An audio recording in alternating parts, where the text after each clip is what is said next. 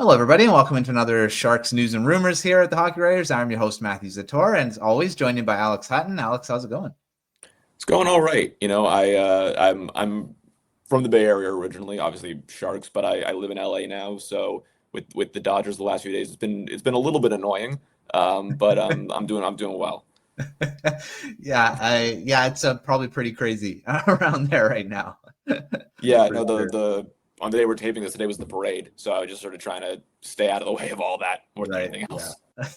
Really busy for sure.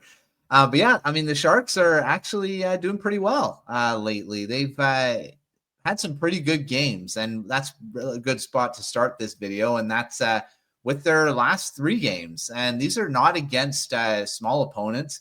These are against they're contenders, all three of these teams. I mean, the Red Wings are tied for first in the Atlantic. The Avalanche, of course, we all know how good they are, and the Devils have been pretty good as well. Sharks took 5 of 6 points against those three teams. The only blemish is the Red Wings shootout loss. So, what do you think with this? I mean, it is very small sample size, but the Sharks kind of turning a corner, being really competitive and actually beating some of these really good teams. Yeah, and I'll also add that, right before those games, there was a game where they lost in regulation, but for the most part dominated the Kings, where they vastly outplayed, and then just sort of Mm. a few bad bounces just kind of didn't go their way, and that was a really tough loss. But they've been playing really well for the most part, and stringing some pretty good games together. And I think this has happened like the last couple seasons as well, where they started out really bad and then got that first win, and that kind of was able to carry them a little bit more to playing at least respectable league average, maybe a little bit better than that, some kind of hot Mm. streak in there. But this is also over these last few seasons, this is the earliest that's happened, which I think is Mm. a really good sign. And I definitely think the young players are coming into their own a little bit more. I think they've found some forward line combinations that really work. One with Celebrini and Smith and Toffoli, and then another one with Kurashev, Skinner, and Wenberg. That's been able to really get some good production going, which has been really great to see it there. Because these last couple of seasons, there's been a lot of juggling and moving pieces around, trying to Mm. find things that work the best. But this season, I think they found that a little bit quicker, which I think is a really good sign.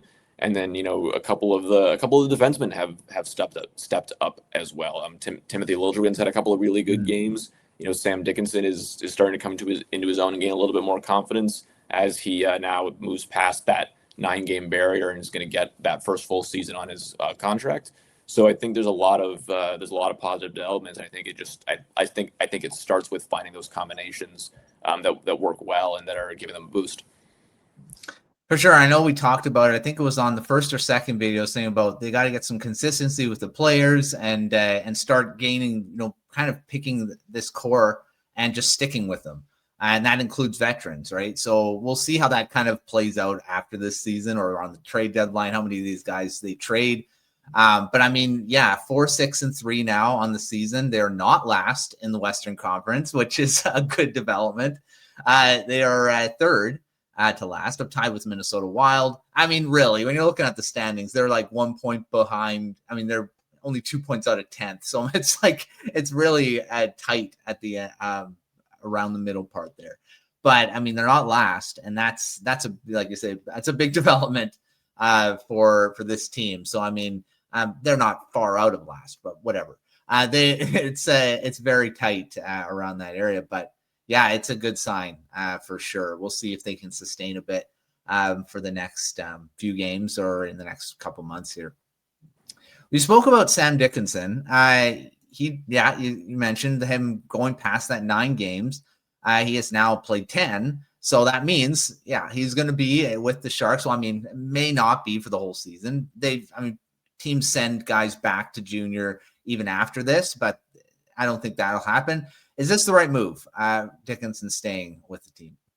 I think so. I think, juniors, he was just so dominant last season that I don't know there's a whole lot more developing he can do that down there. I think it's better for him at this point to stay with the Sharks, and even if he has some rough games, play through those mistakes, learn at the highest level. I do think that if it were an option, the AHL would be the best place for him. But obviously, with the under the current rules, that's just not possible. So of the other two options, I do think the better one is to put him in the tougher situation and just give him those opportunities to develop with the Sharks coaches and have maybe those tough moments, kind of the welcome to the league moments. And I think that's more beneficial for him at this point.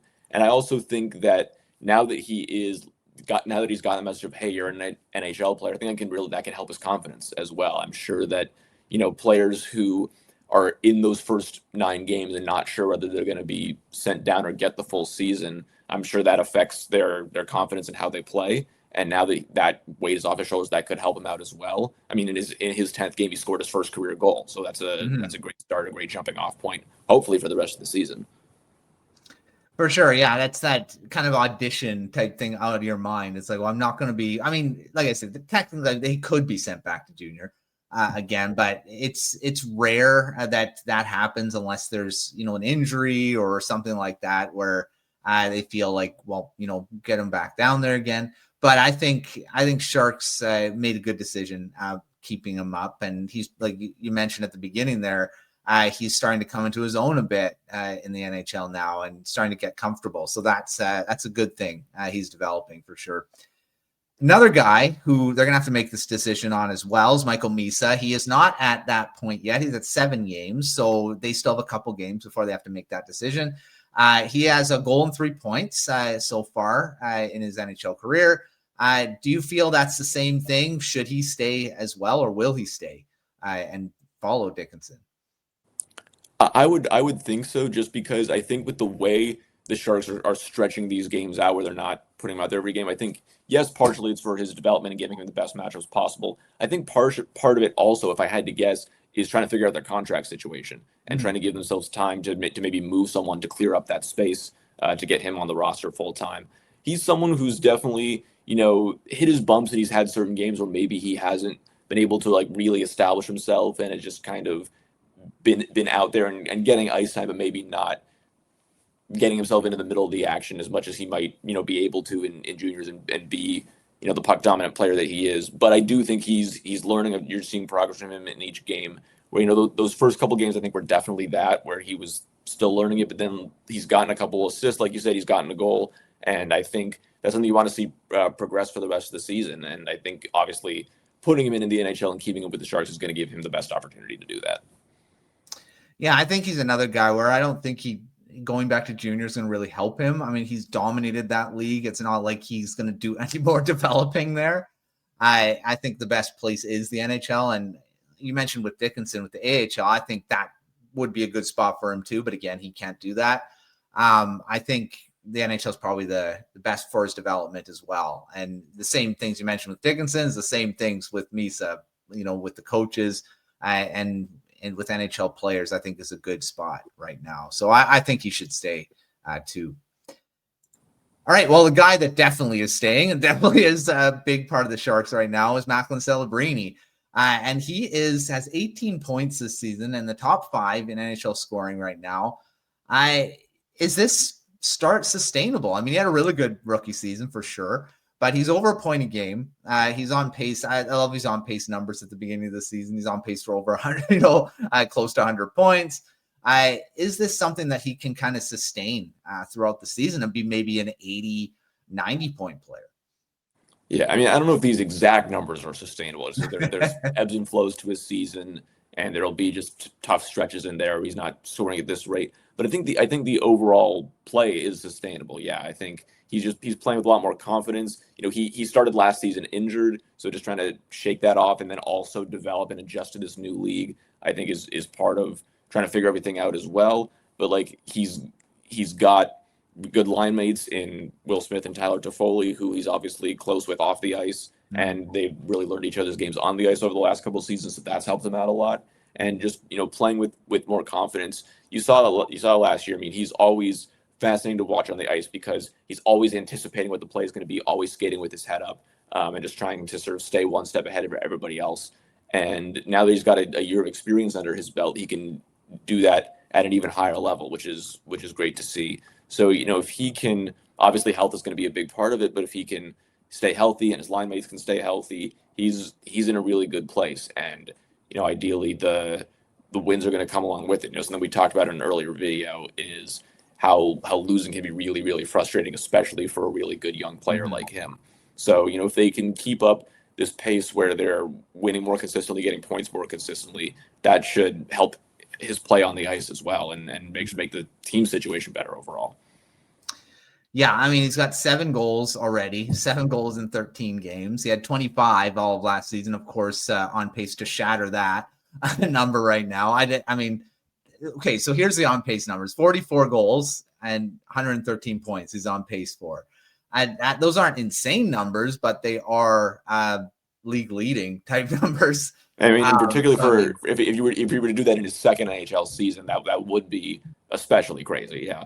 Yeah, for sure. And I mean, I think that's also, I mean, if he does that, the Sharks are probably in a really good position, in the standings, I think, as well. So yeah, really good start for him. And what I really look, I mean, plus minus whatever, but he was a minus 31 last season. He's a +2 so far this season, which is, I think, in my opinion, I mean, it doesn't matter about whatever you think of a plus minus. That's good, being on the positive side of it, especially on a team that's supposedly not very good. So, I mean, I think that's a big thing as well. Yeah, absolutely. And I think the important thing is that it is an indication that he's also surrounded by better players, and like we've been talking about this whole video, more consistency with his line mates throughout, like up and down the lineup. That's going to have an impact on those kinds of statistics as well, I think.